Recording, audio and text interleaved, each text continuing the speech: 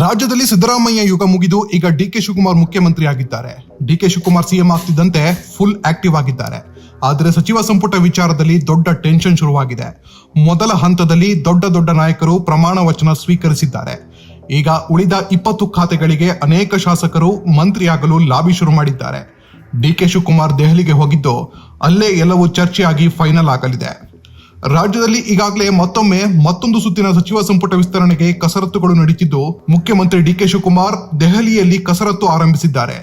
ಎರಡನೇ ಹಂತದಲ್ಲಿ ಯಾವೆಲ್ಲ ನಾಯಕರನ್ನ ಮತ್ತು ಜಿಲ್ಲಾವಾರು ಜಾತಿವಾರು ಯಾರೆಲ್ಲ ಸಚಿವ ಸಂಪುಟಕ್ಕೆ ಸೇರಿಸಿಕೊಳ್ಳಬೇಕು ಅನ್ನೋ ಬಗ್ಗೆ ಗಂಭೀರವಾಗಿ ಚರ್ಚೆ ನಡೀತಾ ಇದ್ದು, ಎಐಸಿಸಿ ಅಧ್ಯಕ್ಷ ಮಲ್ಲಿಕಾರ್ಜುನ ಖರ್ಗೆ ಮತ್ತು ವಿರೋಧ ಪಕ್ಷದ ನಾಯಕ ರಾಹುಲ್ ಗಾಂಧಿ ಜೊತೆಗೂ ಕೂಡ ಡಿಕೆ ಶಿವಕುಮಾರ್ ಚರ್ಚೆ ನಡೆಸಿದ್ದಾರೆ. ಈ ನಡುವೆ ಬೆಳಗಾವಿಯಲ್ಲಿ ಎರಡನೇ ಸಚಿವಗಿರಿ ಯಾರಿಗೆ ಸಿಗುತ್ತೆ ಅನ್ನೋದು ಈಗ ಪ್ರಶ್ನೆಯಾಗಿದೆ.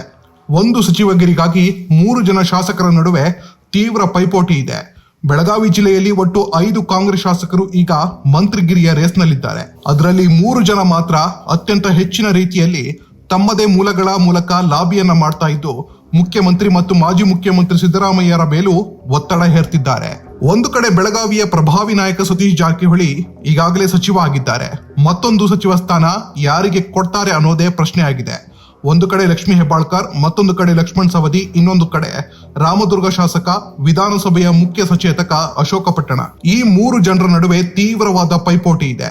ಪ್ರಮುಖವಾಗಿ ರಾಮದುರ್ಗದ ಶಾಸಕ ಅಶೋಕ್ ಪಟ್ಟಣ ಪರವಾಗಿ ಮಾಜಿ ಮುಖ್ಯಮಂತ್ರಿ ಸಿದ್ದರಾಮಯ್ಯ ಲಾಬಿ ಮಾಡ್ತಾ ಇದ್ದಾರೆ. ಸಿದ್ದರಾಮಯ್ಯನವರ ಆಪ್ತ ಬಳಗದಲ್ಲಿ ಅಶೋಕ್ ಪಟ್ಟಣ ಕಳೆದ ಕೆಲವು ವರ್ಷಗಳಿಂದ ಕೂಡ ಗುರುತಿಸಿಕೊಂಡಿದ್ದರು. ಕಳೆದ ಬಾರಿ ಅವರಿಗೆ ಅವಕಾಶ ತಪ್ಪಿತ್ತು.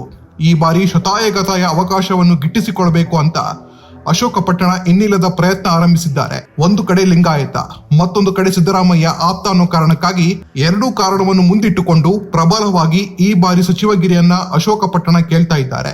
ಅಶೋಕ ಪಟ್ಟಣ ಕುಟುಂಬ ಮೊದಲಿಂದಲೂ ಕಾಂಗ್ರೆಸ್ನಲ್ಲಿ ಇರುವಂತದ್ದು. ಬೆಳಗಾವಿಯ ಪ್ರಬಲ ಕುಟುಂಬ. ಅವರ ತಂದೆಯೂ ಕೂಡ ಕಾಂಗ್ರೆಸ್ನಿಂದ ಶಾಸಕರಾಗಿದ್ರು, ತಾಯಿಯೂ ಕೂಡ ಶಾಸಕರಾಗಿದ್ರು. ಈಗ ಅಶೋಕ ಪಟ್ಟಣ ಕೂಡ 3ನೇ ಬಾರಿ ಶಾಸಕರಾಗಿದ್ದಾರೆ. ರಾಮದುರ್ಗದಲ್ಲಿ ಗೆದ್ದಂತ ಅಶೋಕ್ ಪಟ್ಟಣಗೆ ಈ ಬಾರಿ ಲಕ್ ಕುಲಾಯಿಸುತ್ತಾ ಕಾದು ನೋಡಬೇಕು. ಮತ್ತೊಂದು ಕಡೆ ಈಗಾಗಲೇ ಸಿದ್ದರಾಮಯ್ಯ ಸಂಪುಟದಲ್ಲಿ ಮಂತ್ರಿಯಾಗಿದ್ದ ಲಕ್ಷ್ಮೀ ಹೆಬ್ಬಾಳ್ಕರ್ ಈಗ ಮತ್ತೊಮ್ಮೆ ಅವಕಾಶಕ್ಕೆ ಕಾಯ್ತಿದ್ದಾರೆ. ಕೆಲವೇ ಮಹಿಳಾ ಶಾಸಕರಲ್ಲಿ ಹೆಬ್ಬಾಳ್ಕರ್ಗೆ ದೊಡ್ಡ ಸಪೋರ್ಟ್ ಇದೆ. ಲಕ್ಷ್ಮೀ ಹೆಬ್ಬಾಳ್ಕರ್ ಕೂಡ ಮುಖ್ಯಮಂತ್ರಿ ಡಿಕೆ ಶಿವಕುಮಾರ್ ಜೊತೆಗೆ ಎಐಸಿಸಿ ಅಧ್ಯಕ್ಷ ಮಲ್ಲಿಕಾರ್ಜುನ್ ಖರ್ಗೆ, ರಾಜ್ಯ ಉಸ್ತುವಾರಿ ಸುರ್ಜೇವಾಲಾ ಮೂಲಕ ಕೂಡ ಸಾಕಷ್ಟು ಲಾಬಿ ನಡೆಸ್ತಾ ಇದ್ದಾರೆ. ಪ್ರತ್ಯೇಕವಾಗಿ ಎಲ್ಲಾ ನಾಯಕರನ್ನು ಕೂಡ ಲಕ್ಷ್ಮೀ ಹೆಬ್ಬಾಳ್ಕರ್ ಭೇಟಿಯಾಗಿ ಬಂದಿದ್ದಾರೆ. ಹಾಗೆ ಹೆಬ್ಬಾಳ್ಕರ್ನ ಮಂತ್ರಿಯಾಗಿ ಮಾಡಲೇಬೇಕಾದ ಅನಿವಾರ್ಯತೆ ಕಾಂಗ್ರೆಸ್ಗೂ ಇದೆ. ಮಹಿಳಾ ಕೋಟದಲ್ಲಿ ಈಗ ಯಾರ ಹೆಸರು ಕೂಡ ಮುಂಚೂಣಿ ಇಲ್ಲದ ಕಾರಣಕ್ಕಾಗಿ ಪ್ರಮುಖವಾಗಿ ಲಕ್ಷ್ಮೀ ಹೆಬ್ಬಾಳ್ಕರ್ಗೆ ಈ ಬಾರಿ ಸಚಿವಗಿರಿ ಸಿಗುತ್ತೆ ಅಂತ ಹೇಳಲಾಗ್ತಿದೆ. ಈ ಹಿಂದೆ ಕಾಂಗ್ರೆಸ್ ಗ್ಯಾರಂಟಿಗಳಲ್ಲಿ ಒಂದಾದ ಗೃಹಲಕ್ಷ್ಮಿ ಯೋಜನೆ ಅನುಷ್ಠಾನ ಆಗಿರಬಹುದು ಮತ್ತು ರಾಜ್ಯದಲ್ಲಿ ಪ್ರಭಾವಿಯಾಗಿ ಲಕ್ಷ್ಮೀ ಹೆಬ್ಬಾಳ್ಕರ್ ಗುರುತಿಸಿಕೊಂಡಿದ್ದರು. ಅದೇ ರೀತಿ ಉಪಚುನಾವಣೆಯಲ್ಲಿ ಕೂಡ ಅವರು ಸಕ್ರಿಯರಾಗಿ ಕಾಂಗ್ರೆಸ್ ಗೆಲ್ಲಿಸುವಲ್ಲಿ ಕೂಡ ಕೆಲಸ ಮಾಡಿದ್ರು.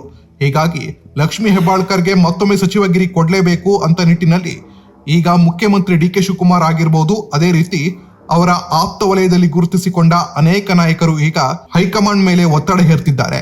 ಆದ್ರೆ ಬೇರೆ ಯಾರಿಗಾದ್ರೂ ಕೊಟ್ರೆ ಲಕ್ಷ್ಮೀ ಹೆಬ್ಬಾಳ್ಕರ್ ಆ ಸ್ಥಾನ ಕಳೆದುಕೊಳ್ಳಲಿದ್ದಾರೆ. ಮತ್ತೊಂದು ಕಡೆ ಮಾಜಿ ಡಿಸಿಎಂ ಲಕ್ಷ್ಮಣ್ ಸವದಿ ಕೂಡ ಅಷ್ಟೇ ಪ್ರಬಲವಾಗಿ ಸಚಿವಗಿರಿಯ ಆಕಾಂಕ್ಷಿಯಾಗಿದ್ದಾರೆ. ಯಾಕಂದ್ರೆ 2023ರಲ್ಲಿ ಚುನಾವಣೆ ಸಂದರ್ಭದಲ್ಲಿ ಬಿಜೆಪಿಯನ್ನ ಬಿಟ್ಟು ಬಿಜೆಪಿಗೆ ಡ್ಯಾಮೇಜ್ ಮಾಡಿ ಉತ್ತರ ಕರ್ನಾಟಕದ ಹಲವು ಕ್ಷೇತ್ರಗಳಲ್ಲಿ ಕಾಂಗ್ರೆಸ್ ಗೆಲುವಿಗೆ ಲಕ್ಷ್ಮಣ್ ಸವದಿ ಕಾರಣರಾಗಿದ್ರು. ರಮೇಶ್ ಜಾರಕಿಹೊಳಿ ಸೇರಿದಂತೆ ಅನೇಕರ ವಿರೋಧದ ನಡುವೆಯೂ ಕೂಡ ಕಾಂಗ್ರೆಸ್ನ ಸೇರಿದ್ರು.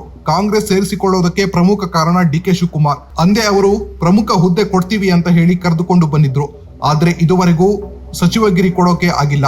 ಈ ಬಾರಿ ಡಿಕೆ ಶಿವಕುಮಾರ್ ಸಚಿವ ಸಂಪುಟದಲ್ಲಿ ಲಕ್ಷ್ಮಣ್ ಸವದಿಗೆ ಸಚಿವಗಿರಿ ಸಿಗ್ಲೇಬೇಕು ಅಂತ ನಿಟ್ಟಿನಲ್ಲಿ ಹಲವು ಪ್ರಯತ್ನ ಮಾಡ್ತಿದ್ದಾರೆ.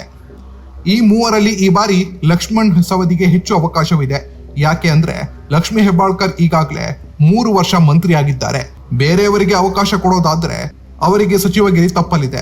ಹಾಗೆ ಬೆಳಗಾವಿಯಲ್ಲಿ ಇನ್ನೂ ಒಂದೇ ಸ್ಥಾನ ಕೊಡೋದ್ರಿಂದ ಮಾಜಿ ಸಿಎಂ ಸಿದ್ದರಾಮಯ್ಯ ಆಪ್ತ ಅಶೋಕ್ ಪಟ್ಟಣಗೂ ಸಚಿವಗಿರಿ ಸಿಗುತ್ತಾ ಇಲ್ವೋ ಕಾಯಬೇಕು. ಯಾಕಂದ್ರೆ ಈಗಾಗಲೇ ಸಿಎಂ ಡಿಕೆ ಶಿವಕುಮಾರ್ ಕ್ಯಾಬಿನೆಟ್ ನಲ್ಲಿ ಅನೇಕರು ಸಿದ್ದರಾಮಯ್ಯನವರ ಆಪ್ತರ ಸಚಿವರಾಗಿರೋದ್ರಿಂದ ಈಗ ಅಶೋಕ್ ಪಟ್ಟಣಗೆ ಸಿಗಲು ದೊಡ್ಡ ಲಕ್ ಬೇಕು. ಮತ್ತೊಂದು ಕಡೆ ಇಲ್ಲಿ ಪ್ರಭಾವಿಯಾಗಿರೋ ಸಚಿವ ಸತೀಶ್ ಜಾರಕಿಹೊಳಿ ಈ 3ರಲ್ಲಿ ಯಾರ ಪರ ನಿಲ್ತಾರೆ ಅನ್ನೋದೇ ಪ್ರಶ್ನೆ. ಯಾಕಂದ್ರೆ ಲಕ್ಷ್ಮೀ ಹೆಬ್ಬಾಳ್ಕರ್ ಜೊತೆಗೆ ಜಾರಕಿಹೊಳಿ ಸಹೋದರರು ರಾಜಕೀಯ ಹೊಂದಾಣಿಕೆಯಲ್ಲಿದ್ದಾರೆ. ಡಿಸಿಸಿ ಬ್ಯಾಂಕ್ ವಿಚಾರದಲ್ಲಿ ಲಕ್ಷ್ಮೀ ಸಹೋದರ ಚಂದ್ರರಾಜ್ ಹಟ್ಟಿಹೊಳಿನ ಡಿಸಿಸಿ ಬ್ಯಾಂಕ್ ನಿರ್ದೇಶಕರನ್ನಾಗಿ ಮಾಡಿದ್ರು. ಆದ್ರೆ ಸವದಿ ವಿಚಾರದಲ್ಲಿ ಹಾಕಿಲ್ಲ.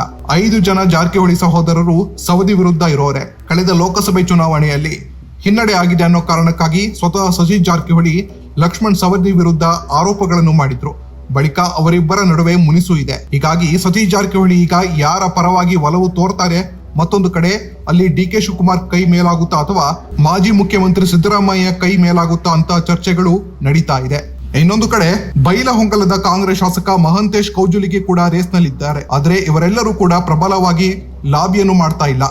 ನನಗೆ ಅವಕಾಶ ಕೊಟ್ರೆ ಕೆಲಸ ಮಾಡ್ತೇನೆ ಅಷ್ಟೇ ಅಂತಿದ್ದಾರೆ. ಈ ಹಿಂದೆ ಮಹಂತೇಶ್ಗೆ ಹಣಕಾಸು ಇಲಾಖೆಯ ನಿಗಮವನ್ನು ಕೊಟ್ಟರು ಕೂಡ ಅವರು ಅಧಿಕಾರವನ್ನು ಸ್ವೀಕಾರ ಮಾಡಿರಲಿಲ್ಲ. ಹೀಗಾಗಿ ಮಹಂತೇಶ್ ಕೌಜಲ್ಗೆ ಕೂಡ ಈಗ ರೇಸ್ ನಲ್ಲಿ ಇದ್ದಾರೆ. ಮತ್ತೊಂದು ಕಡೆ ಗಣೇಶ್ ಹುಕ್ಕೇರಿ ರೇಸ್ ನಿಂದ ಹೊರಬರಕ್ಕೆ ಪ್ರಮುಖ ಕಾರಣ ಏನಂದ್ರೆ ಅವರ ತಂದೆ ಪ್ರಕಾಶ್ ಹುಕ್ಕೇರಿಗೆ ದೆಹಲಿ ಪ್ರತಿನಿಧಿ ಅಂತ ಹೇಳಿ ಸರ್ಕಾರ ಅನೌನ್ಸ್ ಮಾಡಿದ್ದರಿಂದ ಪ್ರಕಾಶ್ ಹುಕ್ಕೇರಿ ಅವರ ಮಗ ಗಣೇಶ್ ಹುಕ್ಕೇರಿ ಈಗ ಕಾಂಗ್ರೆಸ್ನ ಮಂತ್ರಿಗಿರಿ ರೇಸ್ ನಿಂದ ಹೊರಗಿದ್ದಾರೆ. ಒಟ್ಟಾರೆ 3 ಜನರಿಗೆ ಈ ಬಾರಿ ಯಾರಿಗೆ ಅದೃಷ್ಟ ಕುಲಾಯಿಸುತ್ತೆ ಅಂತ ಚರ್ಚೆ ನಡೀತಾ ಇದೆ. 2ನೇ ಹಂತದ ಸಚಿವ ಸಂಪುಟ ವಿಸ್ತರಣೆ ಇನ್ನು ಕೆಲವೇ ದಿನಗಳಲ್ಲಿ ಫೈನಲ್ ಆಗಲಿದೆ ಮತ್ತು ಬೆಳಗಾವಿ ಜಿಲ್ಲಾ ಉಸ್ತುವಾರಿ ಸಚಿವಗಿರಿ ಯಾರಿಗೆ ಸಿಗಲಿದೆ ಅನ್ನೋದು ಪ್ರಶ್ನೆಯಾಗಿದೆ. ಇದೆಲ್ಲದರ ನಡುವೆ ಸಚಿವ ಸ್ಥಾನ ಪಡೆದುಕೊಳ್ಳಲು ಮುಸ್ಲಿಂ ನಾಯಕ ಜಮೀರ್ ಅಹಮದ್ ಖಾನ್ ಸರ್ಕಸ್ ಮಾಡ್ತಿದ್ದಾರೆ.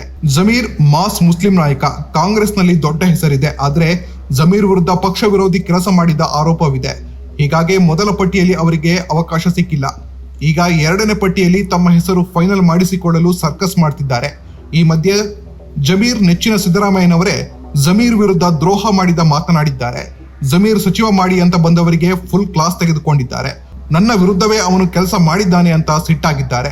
ಈ ವಿಡಿಯೋ ವೈರಲ್ ಆದ ಬೆನ್ನಲ್ಲೇ ಜಮೀರ್ಗೆ ಈಗ ಟೆನ್ಷನ್ ಆಗಿ ಸಿದ್ದರಾಮಯ್ಯನ ಭೇಟಿಯಾಗಿ ಮಾತನಾಡಿದ್ದಾರೆ. ನಾನು ನಿಮ್ಮ ವಿರುದ್ಧ ಕೆಲಸ ಮಾಡ್ತೀನಾ, ಅಸಮಾಧಾನ ಬೇಡ ಅಂತ ಮನವಿ ಮಾಡಿದ್ದಾರೆ ಎನ್ನಲಾಗಿದೆ.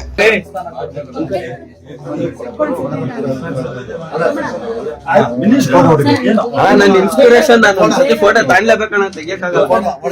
ನನಗೆ ಇನ್ಸ್ಪಿರೇಷನ್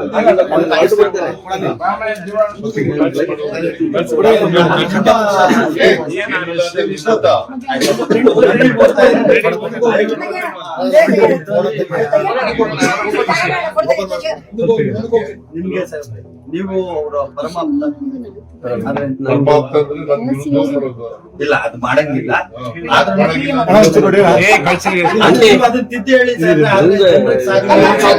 ಇದು ಸಾಹೇಬ್ರು ಕರ್ಕೊಂಡ್ಬಂದು ಮನವಿ ತಗೋಬೇಕು. ನಾವು ಒಂಚೂರು ನೀವು ಸಹಕಾರ ಕೊಡ್ಬೇಕು.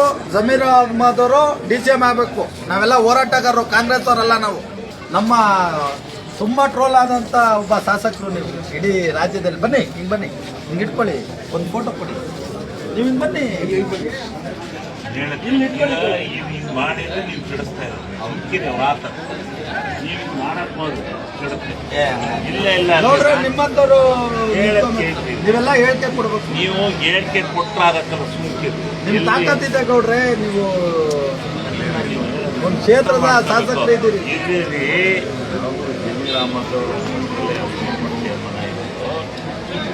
ಆಮೇಲೆ ಸಾಹೇಬ್ರೆ ಒಂಚೂರು ತಗೊಂಡ್ರೆ ಮಾಡೋದ್ರಿಂದ ಏನಾಗುತ್ತೆ, ಏನೋ ಪಾರ್ಟಿ ವಿರುದ್ಧ ಮಾಡ್ತಾರೆ. ಆಮೇಲೆ ಸಾಹೇಬ್ರು ಕೈಲಿ ಒಂಚೂರು ಮನವಿ ಬರ್ತಾರೆ ಬಿಡ್ರಿ, ಬಂದು ಇಸ್ಕೊಂಡೆ ಹೇಳ್ತಾರಲ್ಲಿ. ಗೌಡ್ರು ಮಾತಾಡಿದ್ಮೇಲೆ ಆಗಾಯ್ತು.